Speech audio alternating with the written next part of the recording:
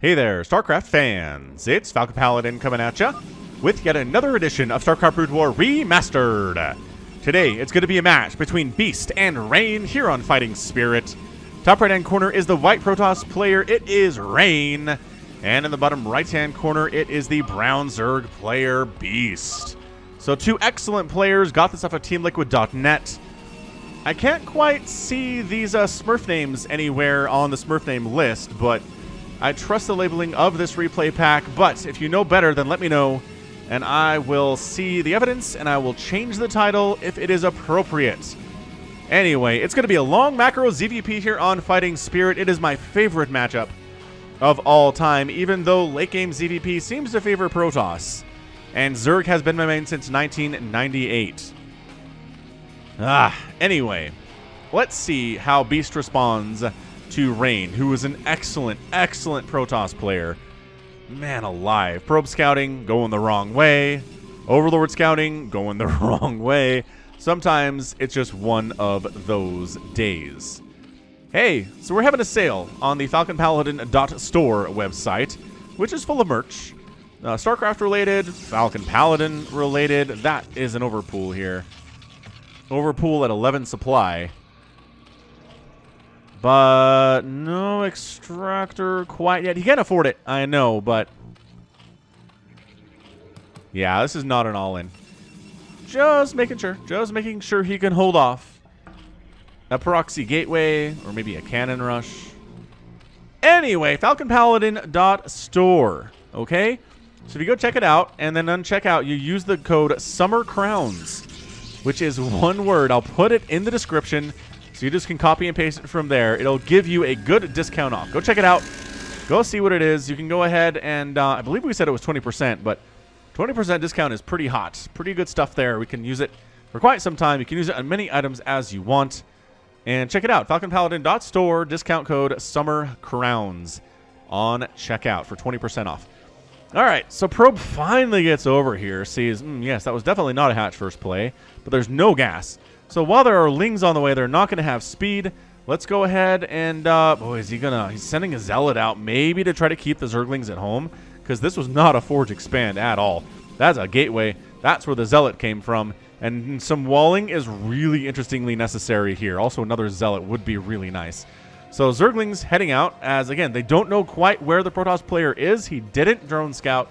The Overlord hasn't seen anything yet. I guess he saw there's not an expansion down here and got pretty far into this base. So we know it's not bottom left. So that's been eliminated.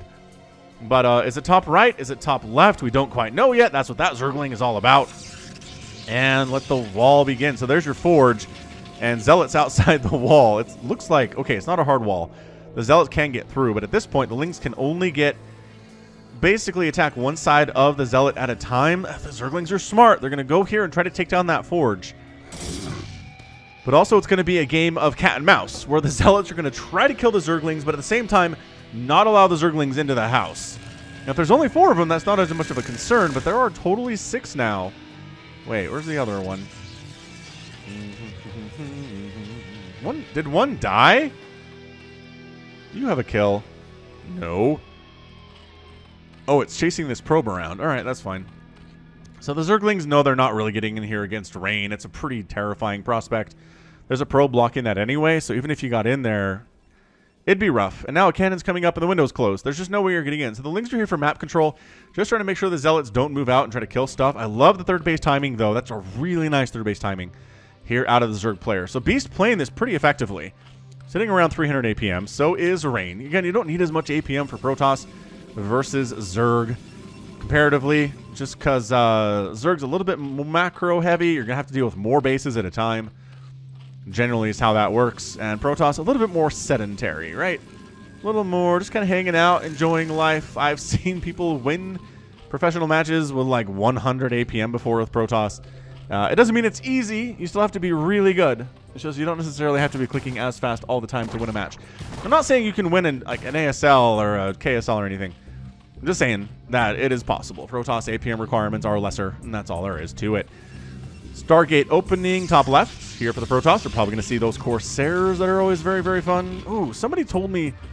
I asked what the plural form of Corsair is in chat the other day, and somebody said I believe somebody referred to Tolkien and said Tolkien calls them Corsairs. I'm pretty sure that's what they said. I remember that Tolkien was involved, and I love Tolkien. But I don't know for sure. Because I have 3 brain cells. But I think it's Corsairs. We'll call them Corsairs from this point on. It'll be fine. Citadel of a Dune coming in here too for the Protoss. I mean, we could just straight up be going for the traditional Corsairs and Dark Templar play, which, according to that Templar Archives, very well could be a very standard opening. Which Beast should be aware of. And I think that he is. He's making a Spire here. Scourge to deal with the Corsairs. Just keep them away from his Overlords. Other than that, no real tech here. Just really droning up pretty heavily. Already at 28 drones at 5 minutes, which is great. He's going for a 4th base timing at 5 minutes, which I am a hugely stupid fan of. That might be too greedy, but I kind of like taking risks against Protoss at this stage of the game. Because there's really not much they can do against ya with just a Corsair. You know, that's a lot of Lings, though. Could they take down that Forge if they jumped on it right now? Sure, a bunch of Zerglings would die because the cannon and because Zealot's coming out, but if he could cancel an upgrade, that'd be sick. What are these Lings for, anyway? He's worried about them moving out, in my assumption. Anyway, another hatchery coming in, and it's just going to be Scourge, man. No Hydralisks going to help you out today. Scourge are here. Scourge are chasing. Scourge have the exact same move speed at top speed as Corsairs. So as long as the Corsairs make a beeline for home in that cannon, they will be just fine. I love the 4th base. I can't tell you how much I love this 4th base out of Beast. So, cannons. Yeah, cannons not getting any shots off. DTs are out, though. DTs are ready to move. Any static defense at all, that's a creep. So 1 creep colony. Is there an evolution chamber anywhere? There is. Right here. So we'll get spores eventually. But for now, the detection is going to have to be these Overlords. There are Mutalisks out. Interesting. Usually don't want to make Mutas when there are Corsairs around, but in this case, seems like a pretty good idea to take down the DTs at the very least. And then, if the Corsairs want to engage, well, there's a ton of Scourge ready for them. So it's risky. It's a risky play. I haven't seen this tried out very much for Zerg versus Protoss on the channel. But we'll see how it works out here today for Beast. So we've got some, yeah, pretty good harassment here against a couple of these probes. Going to whittle the worker count down a bit. For the Protoss, he has a lead, but oh, nice Scourge hit on one of those Corsairs. It does take 2. It takes 2, baby. And it does take 2 hits to take down a Scourge as well, I believe, from the cannon. Am I making stuff up here? Could be. Wrong button. No, it's just the 1, right? Just the 1 shot. Yeah, it takes 2 shots to kill 2 Scourge is what I was thinking. Anyway, DT's trying to get in the 3rd base. No, it's not going to happen because there's an Overlord and a Sunken and some Lings. So, really well defended. Really well defensed, I would say here. Nice target firing, though. Oh, Rain. Oh, Rain massacring those Scourge with abandon. Now here comes the ground army. There's nothing to do with these Corsairs. The Mutalisks can't really help out a lot here. Drones have to pull off the line to fight for their lives, which is a rough spot to be in. The wall is real, though. 2 Sunkens are problematic. Hydras are now starting to pop. And there's actually a Spore coming into the natural base here, too.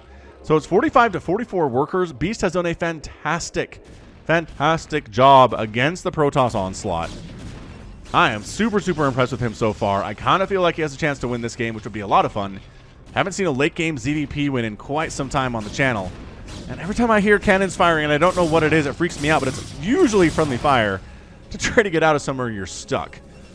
So Rain right now, gateway. He's making additional Corsairs. His Corsair count is going to be through the roof here very soon, which is why the Spores are going to be really important, which is why Hydralisks are really important here. They are working on missile attack upgrades. Trying to see if there's a 3rd base anywhere. Is the Zerg player. He's scouting around. Corsairs really fantastically dodging these Scourge. Look at the Archon. Oh, sick. Sick play there. This has been some really good Scourge management out of Rain. And this is really what Beast is invested into for the anti-air. And it's not working. It's not working out for him. The Corsairs have full map control. Any Overlords that are out in the middle of the map are dead. Well, they were out in the map, but they're totally dead now. Rain's taking a base on the right side.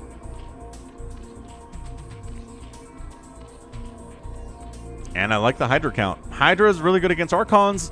good against Zealots just because Zealots are melee, but if you're getting directly hit by the Zealots, your Hydras will die, which is why speed upgrade is important for them, which is why Lurkers are important versus those Zealots. My gosh, the Mutalisk count keeps falling. Rain is playing this air game with precision, and Beast is losing that. He's winning the macro style. I gotta say, he's at 51 workers on 4 bases to a 2-basing Protoss that doesn't even have a 3rd base yet. He has a ton of Hydralisks out. Is there Storm available? Storm just barely got started for Rain. So I kind of feel like as these Corsairs try to find damage anywhere they can, killing Overlords, killing Mutalisks, anywhere they can, the Hydras are a massive problem because you don't have any Storm. You do have a DT, though. So the DT is going to be a problem, as there are no Overlords here, nor are there any on the way, I don't think. Nah. Anyway, trying to kite here against the Zealots as well as you can. The Corsairs are here because they know if they can kill any Overlords, the DT is going to have a field day with this. He already has 7 kills. We'll give him 8 now. And if it was just the Zealots, I kind of think the Hydras would have been able to push in there. But the fact that the air belongs to the Protoss means there's no detection available, no mobile detection available, and that's kind of the whole deal. And the DTs can hold, they can punch above their weight class right now. That Archon is toast. See how good Hydras are against Archons? They're stupid good. Canceling that upgrade on the Forge would be fantastic, though. I mean, I know they want to chase the Corsairs down, but if you just jump on that Forge or kill the 3rd base, I don't know, man. You tell me what you're going to do, Beast. I'm liking what you're doing this game. Lurker Aspect is coming in here, too. More Hydras on the way. This is a player after my own heart, going all of the Hydralisks. But guess what? Storm is done. And, these Hydras, their lifespan might be a little bit short right now, but the Hydras taking down this 3rd Nexus is a massive victory for Beast. He might lose all of these Hydras. Oh, get our High Templar. Okay. You know what? Your best bet is probably to run out this way. Because, oh, jeez. If you like hearing the Hydralisk death sound,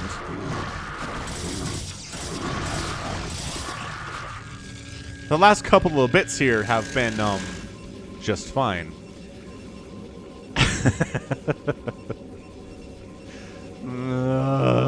All right. 95 to 112 supply. There is a base count advantage here for the Zerg. He's got a worker count advantage too. This is Rain kind of with a desperation attack into this natural base. He doesn't have a lot. He doesn't have much of an answer to all of these Sunkens either. The Dark Templar have a ton of detection to kill them. Storm is really nice though. And you know what? The Zealots are here. The Lurkers burrow. Yeah! They do burrow in. They immediately take 1 Storm. And, oh, 2 of them die. But that does chase the army out. And it's still 51 drones for the Zerg player. There's still not a 3rd base from Rain. He's still long-distance mining from that 3rd. The Corsairs have been worth their weight in absolute minerals and Vespene gas today. As another one dies. But, man, 3 kills on that one. I think I meant to change that console setting. Do they all just have 3 kills? Is that what I'm looking at? I think they might all just have 3 kills. I don't know. Hard to tell when they're clumped up like this, though. Okay, so that's 3. That's 3. And that's 3. Wow! 3 kills. All right, so trying to take down this 3rd base again. I love it! I love it out of Beast! Let's make sure the Protoss never gets a 3rd base. And this is really, really problematic for Rain. The good thing is, he has Storm, which is the great equalizer. And without Storm, Protoss would die to every Hydralisk push ever known to man. So this is why Rain is alive. If he didn't have Storm, that's it. This 3rd base is done. He loses the game. But he has Storm, so he's okay. I mean, it's tenuous. Losing... he did lose a couple cannons. He lost a couple probes. I'm really surprised we haven't seen an expansion attempt here. If you're going to be this aggressive as the Zerg player, expanding again seems like a no-brainer. But he's also been very aggressive, and that takes a lot of APM. He's going for Mutalisks. So he knows the Corsair count has been whittled down, and he knows that a Protoss player won't usually replace the Corsairs. He'd rather spend his money on things like Archons and High Templar. And I guess Dragoons while you're at it. So Muta's a good choice. I'm actually okay with this. Mutalisk jumping in. Does take down a couple High Templar. Takes some shots in the process. Those are some very bruised Mutalisk, but probes getting bruised up in the process too. The Corsairs are like, ooh, delicious Mutalisks, please. Yes. We'd like to eat those for breakfast, lunch, and dinner. 128 to 124 supply. So 14 minutes Zerg player has a ginormous terrifying army with +1 attack.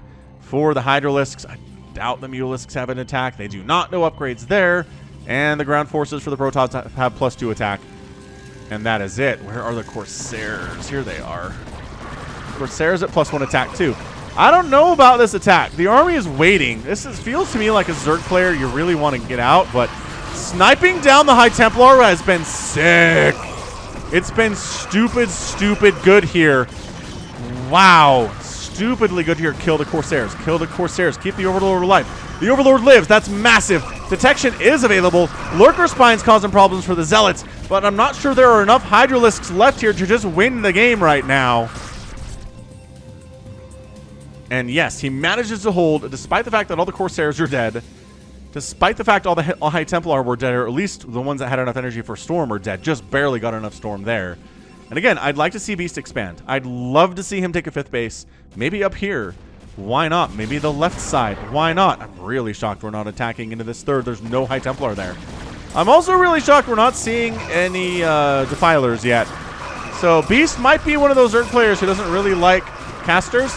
And I can't predict a Zerg win if we don't see any Defilers at all. Gosh, the Storm, though. My gosh, the Storm, though.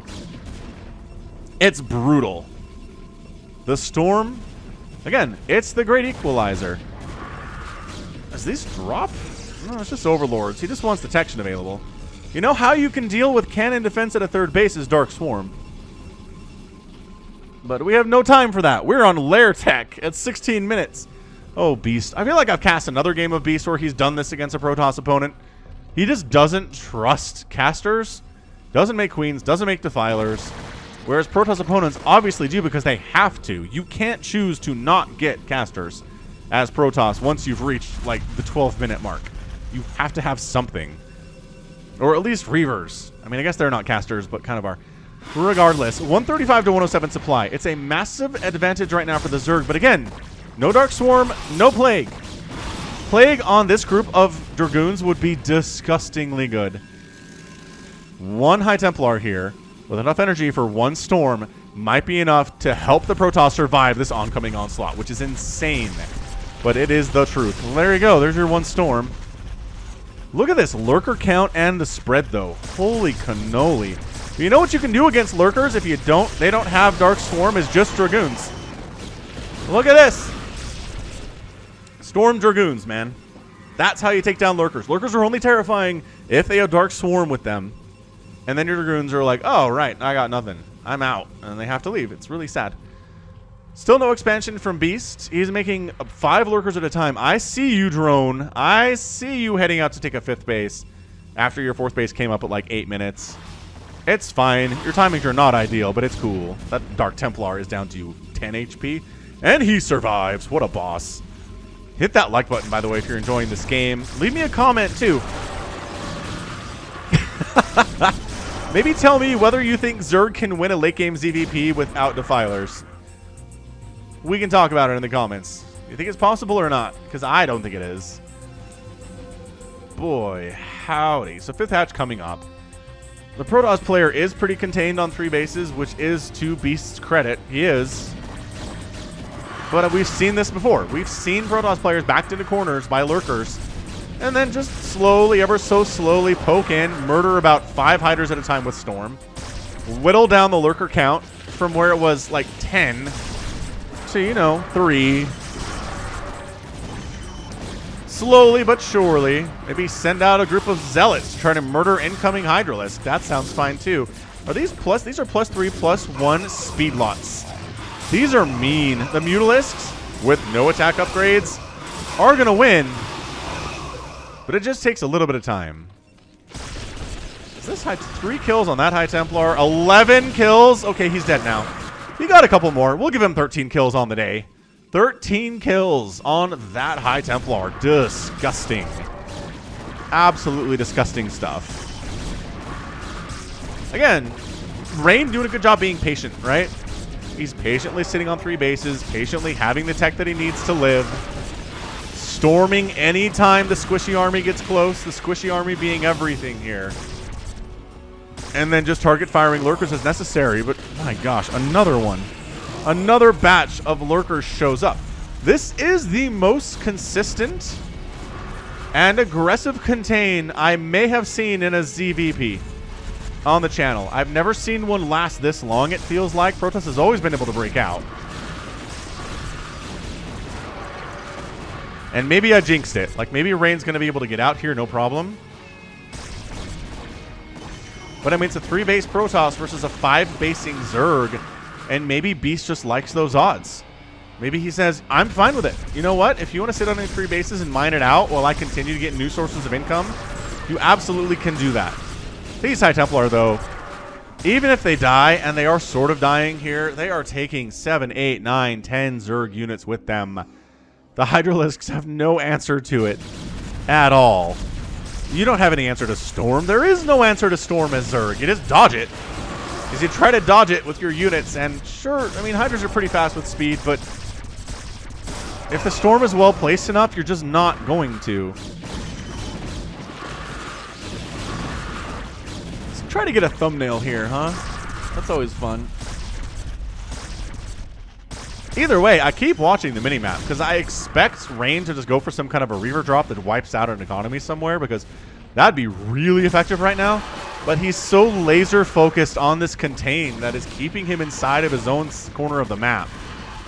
Oh, Mutalisk just dying, though. Ooh. That's a great place for 2 Mutalisks to live, though. Probes have to get out. That does slow down the income of Rain. And then the slow march forward here. It's 169 to 135 supply for Rain. He's slowly been making stupidly effective trades over and over again, continuing to produce units. And he's in a position where he's way up in army supply.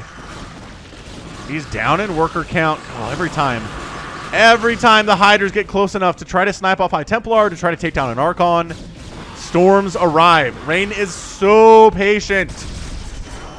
I feel like a lesser player would have A-moved out here, probably lost everything, and then been very sad.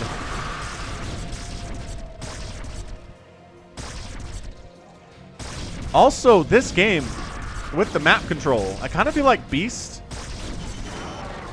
if he'd taken maybe another base,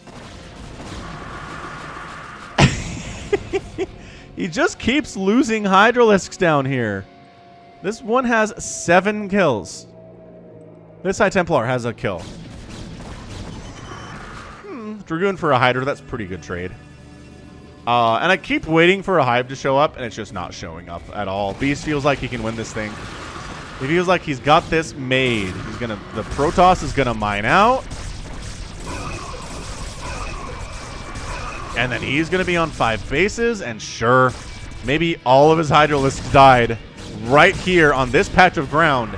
But he won through sheer perseverance and attrition. I think that has to be his game plan, because otherwise, I don't know what he's doing. We're looking at +2/+1 on the Hydras. The Dragoons are at that 3-1, not working on any further upgrades for the Protoss ground. And I don't see any changes to the tech here either out of Rain. He's just making nothing but Dragoons, making Zealots, making High Templar. That's his play. He's not switching it up. He's not going to carriers, obviously, because you really can't against Protoss or Zerg anyway. And lurkers without the aid of the swarm just die. They just die.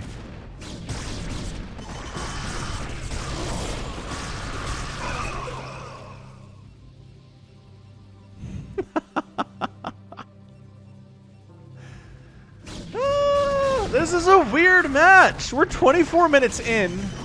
The Protoss hasn't effectively launched an attack on any of the Zerg bases in the last 6 minutes. And that was only a Zealot attack that did almost nothing. Yet I still feel like the Protoss player is in a great spot.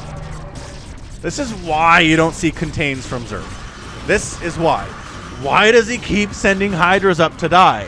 Why hasn't he tried dropping Hydras in the main, maybe? Or dropping at the 3rd base? Or, you know, making Dark Swarm so these lurkers don't all die to +3 Dragoons over and over again. I like the vision that Beast has. He makes sure there's not a sneaky base out here that the Protoss has taken. Because I've done that before. I've tried to contain an opponent, and I feel like I'm doing a great job, and then suddenly they murder me because, oh, they snuck 2 bases I wasn't aware of on the other side of the map. That's always a bad feeling. Do not have that feeling if you can help it in StarCraft. Drone transferring. I mean, it's a.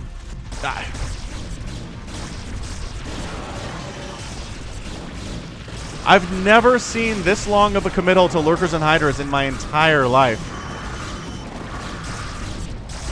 And it's time to go. Rain's decided it's time to move out. Let's break these shackles that bind us. Let's murder everything that is Zerg. Run out of energy on our High Templar.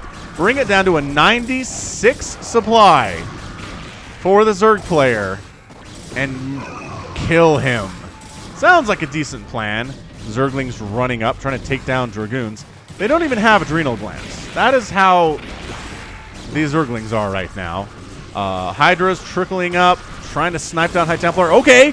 All right. Got a High Templar there. That's a way to win. Kill High Templar. Like whack-a-mole.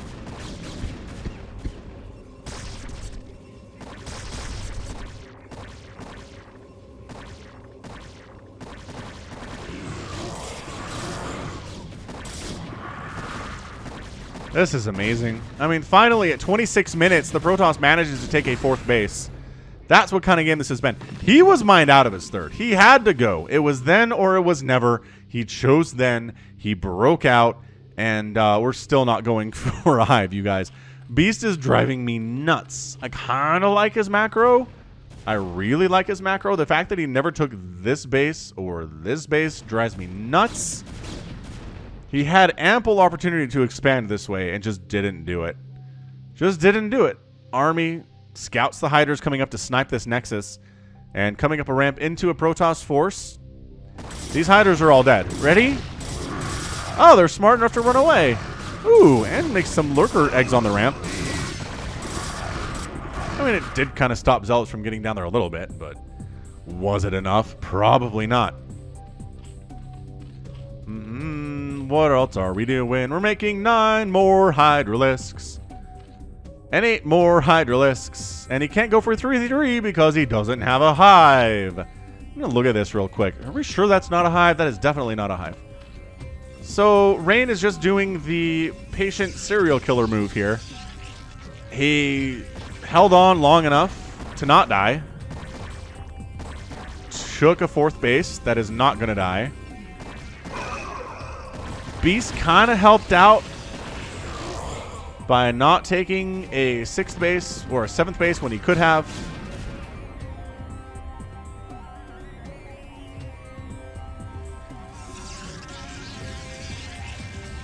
And Rain knows all he really has to do is defend this base up north, and he's going to be okay for the time being anyway. So Lurker's burrowing on the ramp. There's detection, and there's Dragoons. And there is Storm. And Hydra's trying to attack up a ramp into a superior Protoss force is always a terrible idea. Maybe could have gotten that Observer if they focused it. And they did a little bit there. That is a 1 bruised and almost dead Observer. But almost dead is not quite dead. I mean, honestly, he could have even taken the middle here. With that contain, he could have taken the middle here. Gotten up to like 70 workers and a bunch of gas. I mean, he's spending his gas. We'll give him that. But he's going for a bunch of more Mutalisks, which, you know, the Dragoon count isn't super high. And there's no more Corsairs around. So, like, a mass Mutalisk play is not a bad idea here.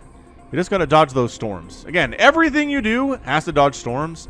It's just a fact of life. If you're a Zerg player playing in a ZVP, dodge storms. What strategy are you using? It doesn't matter. Dodge the storms. Oh my gosh, Rain's taking another base. This is... Again, this is why I wasn't worried. I wasn't worried about Rain dying to that contain because I've never seen it work, first of all. And number 2... Did he not get that high... Ooh, he tried getting that High Templar. He did not. Did he lose 2 more Mutalisks? Again, Lurkers without Dark Swarm. Not that it helps against Zealots. I'm not saying it helps against Zealots, but it just makes them more abjectly terrifying when you're quantifying how terrifying a Protoss or a Zerg unit is. Everything is scarier when there's Dark Swarm.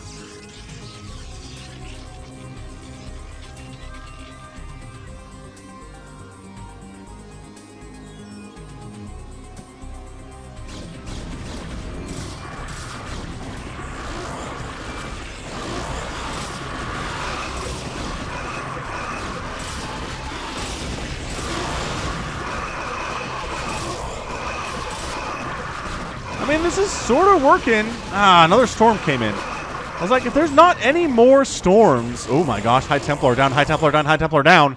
Hold on! Hold your horses. Okay, there's more storm. Alright, there was a second there where if there wasn't any more storm, this army was dead. But guess what? There were 2 more storms. And now the army is not dead. At least... Oh my gosh, another one! The storms never stop coming!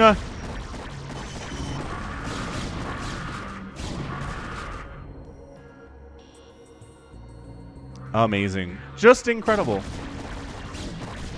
Probes transferring through an absolute just storm of a situation. The Hydras are microing their little hearts out here versus the Zealots and the Storm. This is going to be a game where the Zerg player outproduces the Protoss by like 2-1 and still loses because he refuses to make any detection or any storm at all. Any spellcasters at all. That said, where do the Hydras keep coming from and how are there more? Dude, you can win this. I know you don't have the best upgrades here at 31 minutes, but you could take... What? Where? Alright. Beast doing some things. I feel like he's been losing for the last 15 minutes, but he's winning by killing this Nexus.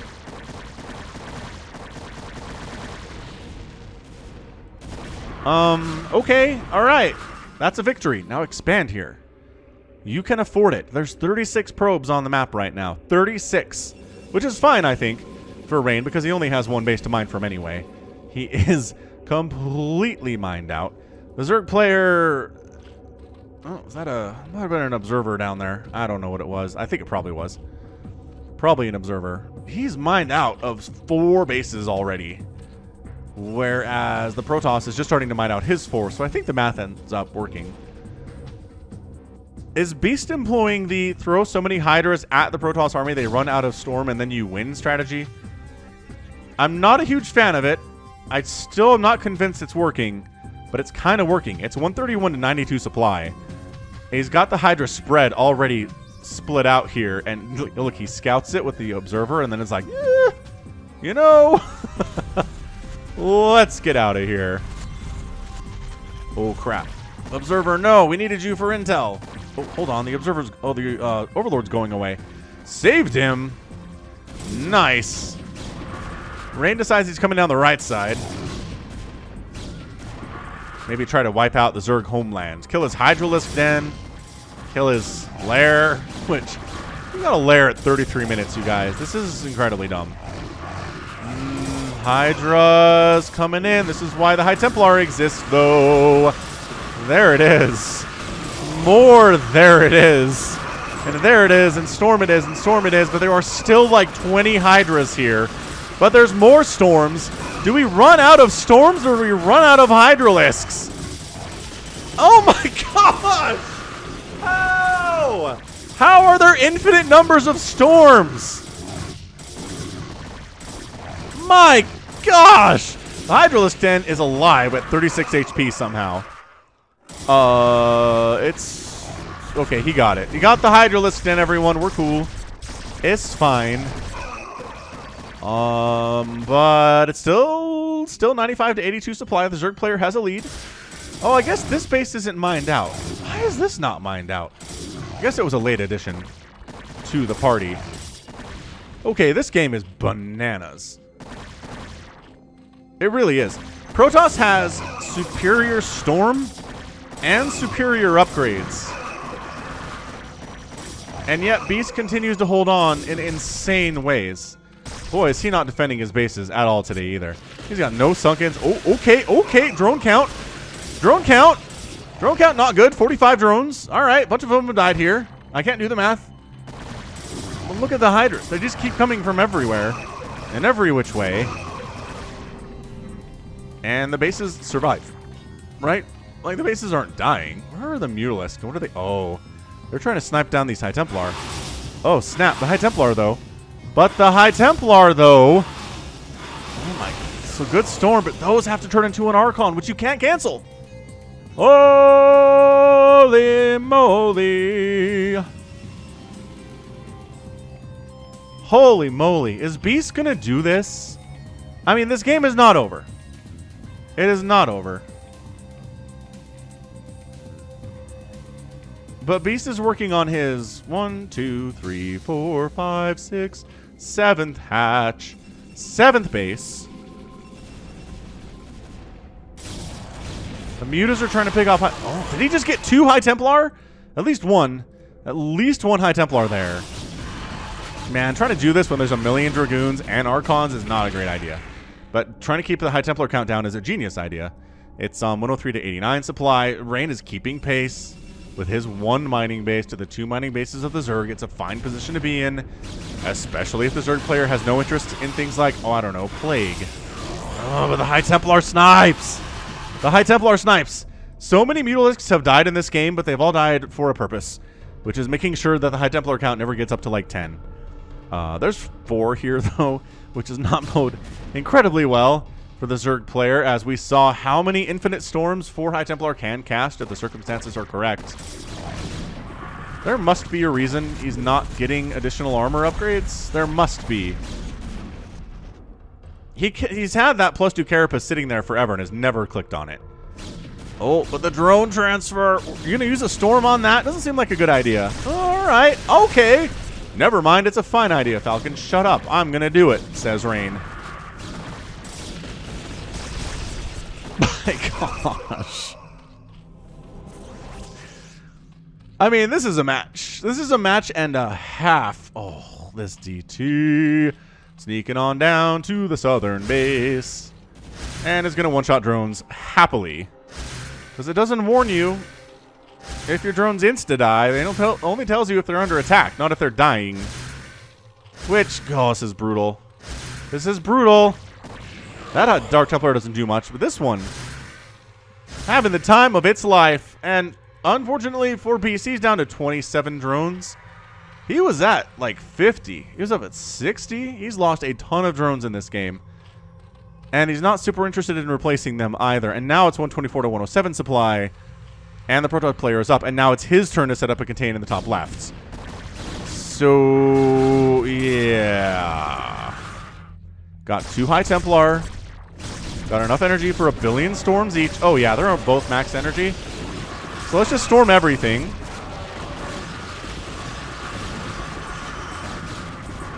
And then come in and kill the top left. And I think that might be it for Beast. Like, I think if he invested in maybe a Sunken and a Spore down here, he'd be in a better position. Or maybe invested in, you know, a Hive, he'd be in a better position. But as it stands, the Protoss player got up to tier 3 at about 7 minutes. And the Zerg player has never, ever gotten to tier 3 at all. Once today.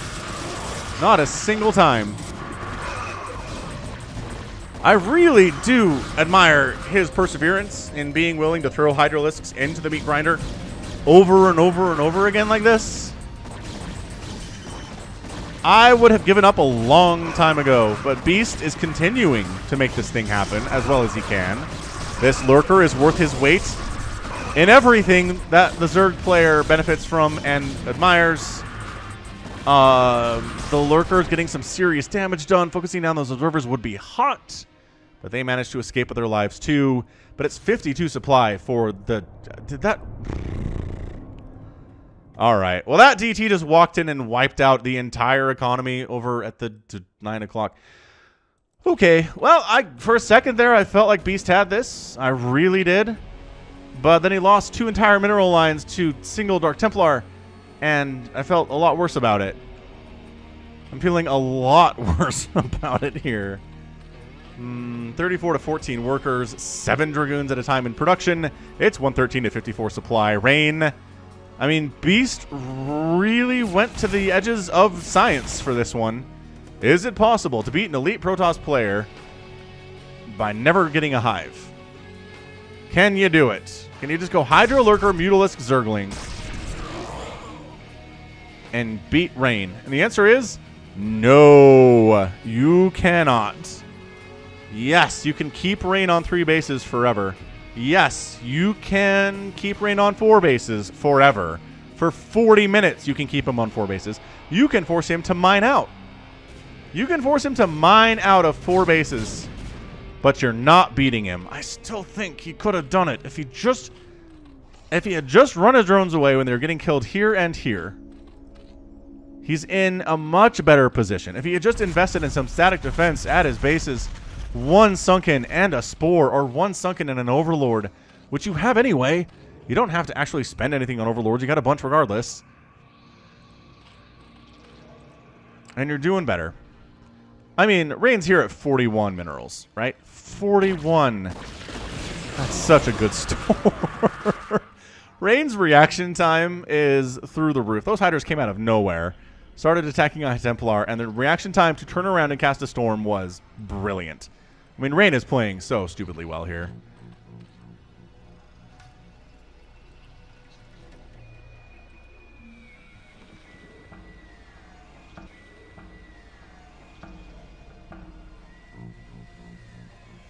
So this is my eulogy for Beast. I don't see this happening in any stretch at all. He's down 2-1 in total supply. The High Templar count is currently 7, with a couple of these guys at full energy, but everybody has the ability to cast at least one storm, and most of them 2. And you don't have to use storms on the lurkers if you have Dragoons, and there's no Dark Swarm. How's that for data? I mean, Observer Snipe was good, but there's no more lurkers left, so it doesn't really matter. Production tab for both players is pretty much empty right now, which is fair. I mean, the important thing here for Rain is that he keeps this base alive because it's his only source of income.